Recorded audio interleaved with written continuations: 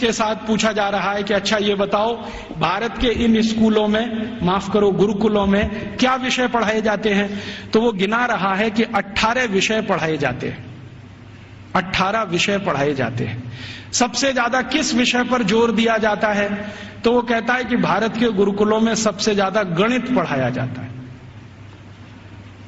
तो ये गणित कौन सा पढ़ाया जाता है? तो वो कहता है वैदिक गणित पढ़ाया जाता है। तो फिर अंग्रेज पूछ रहे हैं कि हमारे यहां एक कॉमर्शियल मैथमेटिक्स है, तो उनका भारत वाले उसको पढ़ते नहीं है और उसमें उनकी ज्यादा रुचि भी नहीं है, वो वैदिक मैथमेटिक्स में ज्यादा रुचि लेते हैं। फिर दूसरा कौन सा विषय है जो सबसे ज्यादा पढ़ाया जाता है गणित के बाद? तो कहता है दूसरा सबसे बड़ा विषय है खगोल शास्त्र, इसको सब भारतवासी पढ़ते हैं।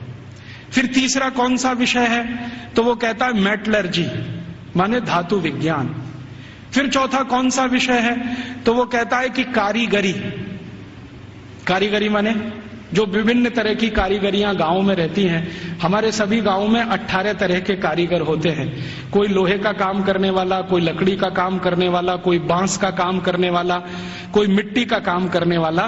तो वो कह रहा है कि सभी गुरुकुलों में ये कारीगरी पढ़ाई जाती है। 18 विषय उसमें अलग हैं।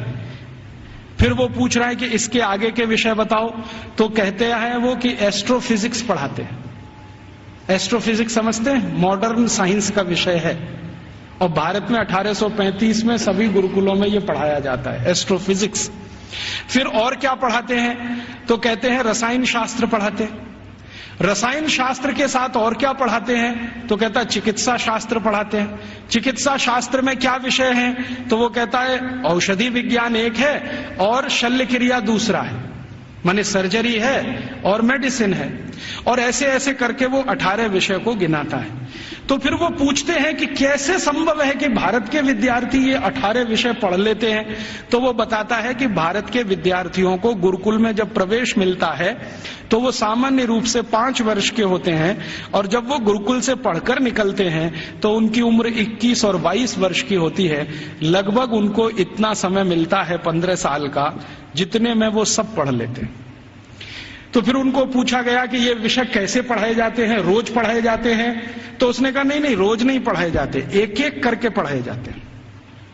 एक एक करके पढ़ाए जाते हैं माने एक विषय लिया और उसको पूरे 1 साल पढ़ाया या 8 महीने पढ़ाया या 9 महीने पढ़ाया। जब वो पूरा हो गया तब उसको छोड़ा, फिर दूसरा विषय लिया, फिर तीसरा विषय लिया। ऐसे करके 15-16 साल में सब विषय पढ़ाए जाते हैं। फिर वो पूछ रहा है परीक्षा कैसे होती है? तो उनका भारत में परीक्षा होती नहीं है, परीक्षा नहीं होती है। तो कैसे पता चलता है? वो पूछ रहे हैं बहुत सारे एमपीज के इवैल्यूएशन का तरीका क्या है। तो उन्होंने कहा कि यहाँ के जो आचार्य और शिक्षक होते हैं वो विद्यार्थियों को जब एक विषय पूरा पढ़ा देते हैं तो उसी के आधार पर उनके कौशल को जानने के लिए, हुनर को परखने के लिए कुछ काम उनको दे दिए जाते हैं। वो काम कितनी कुशलता से करते हैं इसके आधार पर तय होता है। ये नहीं है कि क्लासरूम में बैठकर 3 घंटे का कोई क्वेश्चन पेपर सॉल्व कर रहे हैं, क्लासरूम में रट लिया है और आंसर शीट पर वॉमिटिंग कर रहे हैं। ऐसा नहीं है भारत में।